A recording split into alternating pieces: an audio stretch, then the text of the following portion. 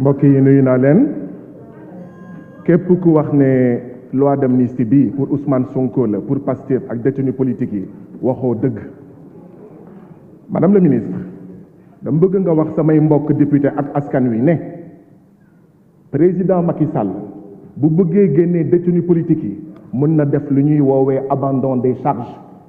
dama bëgg nga wax bi askanu Sénégal ne président Macky Sall moom miy tëj injustement arbitrairement kii di président Ousmane Sonko bu ko bëggee génnee mën na def abandon des charges. Madame le ministre dama bëgg nga wax askan wi ne président Macky Sall moom mii nga xam ne dafa xañ arbitrairement injustement Ousmane Sonko ses droits d'être candidat te du dëgg du yoon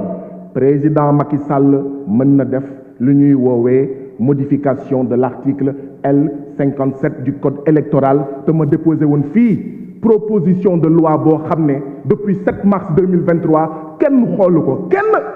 et personne ne s'en est offusqué personne ou presque ne s'en est offusqué.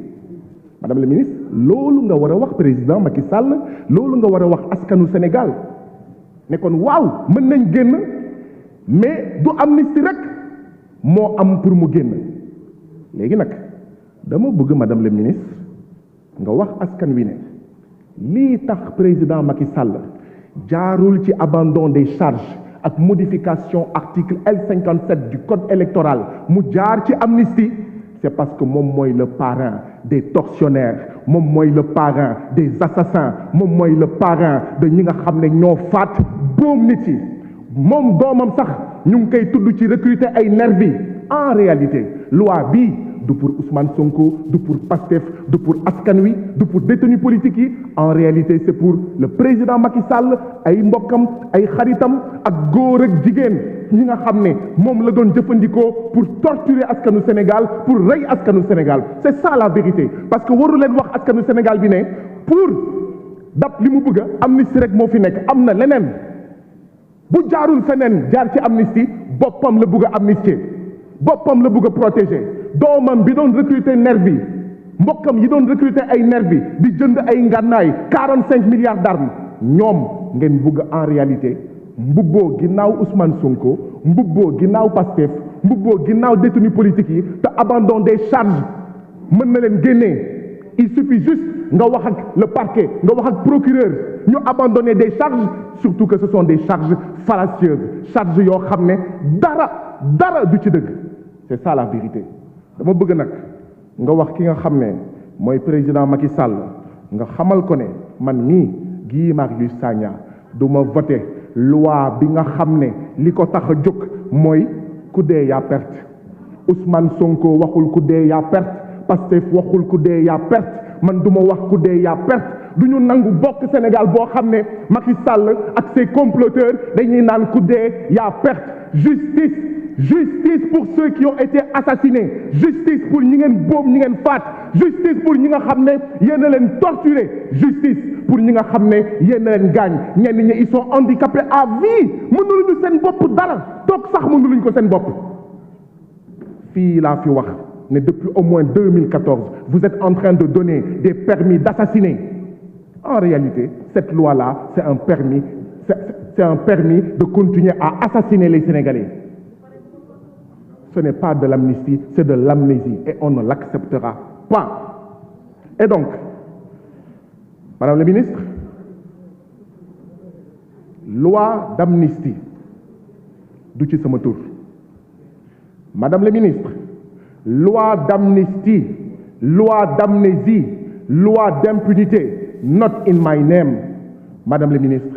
loi d'amnistie, loi d'amnésie, loi d'impunité, pas en mon nom.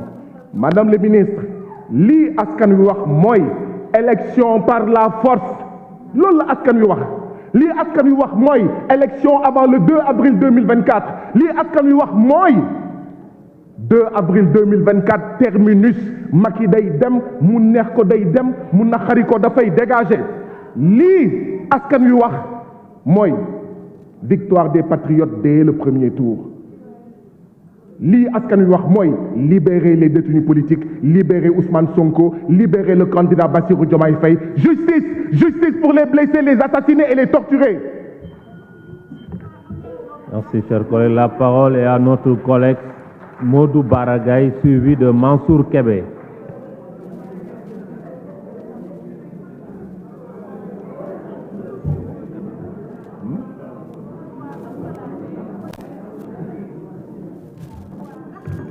Monsieur le Président, Madame le ministre Garde des Sceaux, ministre de la Justice, Messieurs les ministres, honorables députés, chers collègues. Monsieur le Président, je tenais à prendre la parole parmi les premiers aujourd'hui parce que, comme vous le savez, je dois vous représenter en compagnie de mon collègue, le Président Ndiaye, dans un forum où on doit parler de mercénarisation et de milicianisation en Afrique, bref, de terrorisme. Ironie du sort. Aujourd'hui, on nous appelle pour essayer d'oublier loo xamante ni l'ancien ministre de l'Intérieur taxawoon na fii qualifié ko de fait de terroriste, qualifié ko de milice, qualifié ko de force occulte. Je suis désolé, Madame le ministre. Loi bi bu ñu tuur askan wi lëndëm képp ku taxaw fii ni boo voté wul loi bi bëgguloo diw wala bëgg nga diw wala war nga askan wi war nga xoolaat sa bopp. Loi bi jàpp naa ni kuy réfléchir waruloo ko voté, Madame la ministre. La ligne de force argumentaire du gouvernement de la République du Sénégal bi nga xamante ni moor yi am na lan lañ doon wax force occulte dañ leen infiltrer. Combien de fois sunu préfet yi di interdire li nga xamante ni mooy les manifestations lan lañ ñu doon wax dafa am yeneen force occulte yu leen infiltrer. Les djihadistes sont aux portes du Sénégal lu ne yàgg nañ ko fi dégg tey ñu bëgg a ñëw bëgg a considérer par perte et profit li nga xamante ni moom moo fi jaaroon. En tout cas ñun département de Kër Massar mënuñu fàtte, ñun commune de Yeumbeul mënuñu fàtte Moussa Dramé 35 ans Ndofane, Baye Cheikh Diop 17 ans Yeumbeul, Pape Sidi Ndiaye 20 ans Kër Massar, Alassane Bari 17 ans Dakar, Famara Goudiaby 20 ans Bignona, Cheikh Wade 20 ans Dakar, Massiré Gueye 25 ans Diamaguène, Mansour Thiam 20 ans Dakar, Cheikh Koli 20 ans Bignona, Cheikhouna Ndiaye 22 ans Dakar, Sadio Kamara 18 ans Diaobé, Bounama Sagna 12 ans Bignona, Abdoulaye Mané 18 ans Bignona, pour ne citer que cela. Rien que pour la mémoire de ces défunts,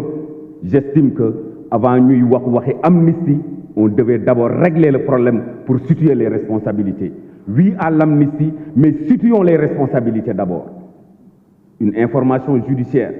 a été ouverte ci dossier yi waxaguñu kan moo def lan waxaguñu kan mooy kan ñu bëgg ni nañu fàtte bala ñoo fàtte dañuy xam lan la ñu fàtte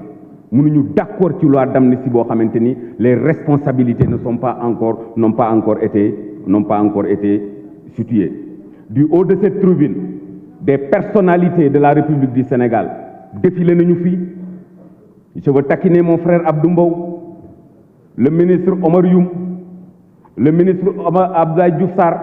lan lañ ñu doon wax yéen député Yewwi Askan Wi yéenay brigands yi yéenay bandits yi yéenay théoriser li nga xamante ni mooy chaos reconstruction tey aujourd'hui ñu bëgg ñu gëmloo ni loolu yëpp dañ koy considérer par perte et profit. Oui nañu fàtte mais nañ ñu setal moo gën li nga xamante ni ñu jéem a fàtte nañ ñu setal parce que dañ ñu jiñoon ni li xewoon ci dëkk bi yëpp ñun ñoo ko indi man bala nga may baal da nga may setal ba pare moo ma gënal nga may baal ci loo xamante ni defuma ko. Madame le ministre, Monsieur le Président de l'Assemblée nationale, mon frère Barthélémy Diaz m'a rappelé il y a 15 jours quelque chose de très important. J'étais avec le président Abdoulaye Wade, responsable des jeunes du PDS, jàkkaarloo ak ñoom fii ci place Soweto, 23 juin. Vous étiez à quelques encablures du palais de la République, à 400 mètres du palais, dans la zone rouge de la République du Sénégal. Une manifestation qui a duré 8 heures de temps, 0 mort. 4 jours après, les émeutes de l'électricité le 27 juin, durant toute une nuit, xale yi di xeex ak les forces de défense et de sécurité, 0 mort. ñu ñëw ci ay manifestations yoo xam ni saa bu ñu génnee am ñu dee ñu ne ay bal moo leen rey donc bala ñoo wax waxi amnistie nañu situer d'abord les responsabilités. Monsieur le Président de la République, vous n'avez pas besoin de ça. Vous avez raté votre sortie. Vous êtes en train de rouler à 180 à l'heure